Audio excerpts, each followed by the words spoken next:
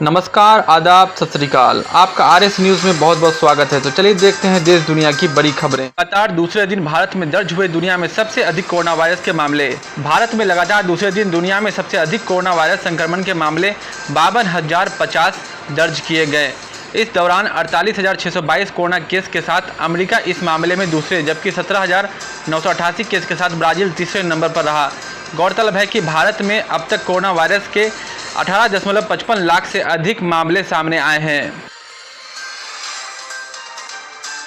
बिहार के एक कोर्ट द्वारा जेल भेजे गए 2 सामाजिक कार्यकर्ताओं को सुप्रीम कोर्ट ने दी बेल।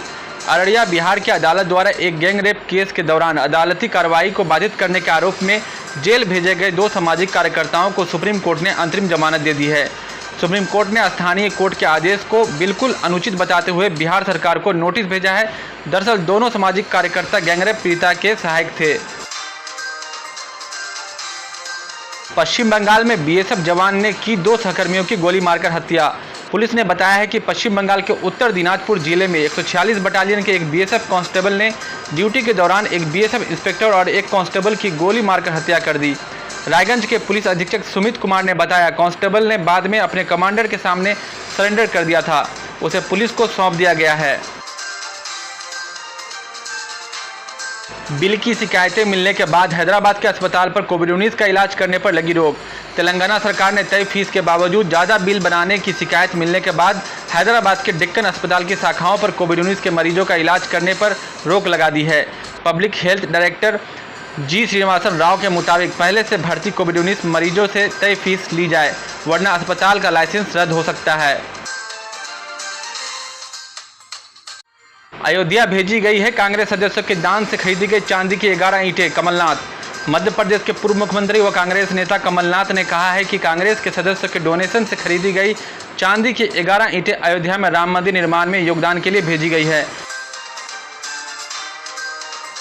उत्तर कोरिया शायद बैलिस्टिक मिसाइल में लगने वाले परमाणु डिवाइस बना चुका है। यूएन। संयुक्त राष्ट्र की गोपनीय रिपोर्ट के अनुसार कई देशों का मानना है कि उत्तर कोरिया शायद ऐसे परमाणु डिवाइस विकसित कर चुका है जो उसकी बैलिस्टिक मिसाइल में फिट हो सके। बतौर रिपोर्ट, उत्तर कोरिया का परमाणु कार्यक्रम जारी है, जिसमें उत्कृष्ट यूरेनियम का उत्पादन करना और प्रायोगिक लाइट वाटर रिएक्टर का निर्माण कार्यक्रम शामिल है। अमेरिका में जॉगिंग के दौरान भारतीय मूल की रिसर्चर की हत्या। अमेरिका में जॉगिंग के दौरान भारतीय मूल की शर्मिष्ठा सेन नामक रिसर्चर की हत्या कर दी गई है और इस मामले में एक संदिग्ध को लूटपाट के आरोप में गिरफ्तार किया गया है। फॉक्स 4 न्यूज़ के रिपोर्ट के अनुसार शर्मिष्ठा फार्मासिस्ट और रिसर्चर थी जो कैंसर रोगियों के लिए काम करती थी। वहीं शर्मिष्ठा के 2 बेटे हैं। भारत को कोरोना वायरस से लड़ने में जबरदस्त समस्या हो रही है। ट्रंप। अमेरिकी राष्ट्रपति डोनाल्ड ट्रंप ने कहा है कि कोविड-19 के खिलाफ लड़ाई में बड़े देशों के मुकाबले अमेरिका बहुत अच्छा कर रहा है। उन्होंने कहा कि कोविड-19 से लड़ने में भारत को जबरदस्त समस्या हो रही है और चीन में संक्रमण में भारी बढ़ोतरी दिखी है।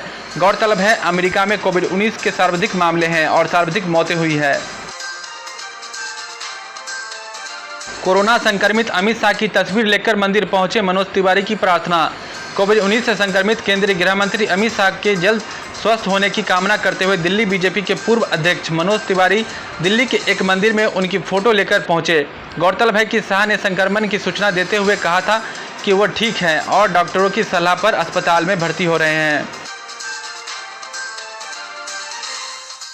ट्रंप ने H-1B वीजा धारकों को सरकारी प्रोजेक्ट्स में नौकरी नहीं देने के आदेश पर किए साइन। अमेरिकी राष्ट्रपति डोनाल्ड ट्रंप ने सरकारी एजेंसियों को विदेशी कर्मचारियों, विशेष तौर पर H-1B वीजा धारकों को नौकरी नहीं देने वाले एग्जीक्यूटिव आदेश पर हस्ताक्षर किए।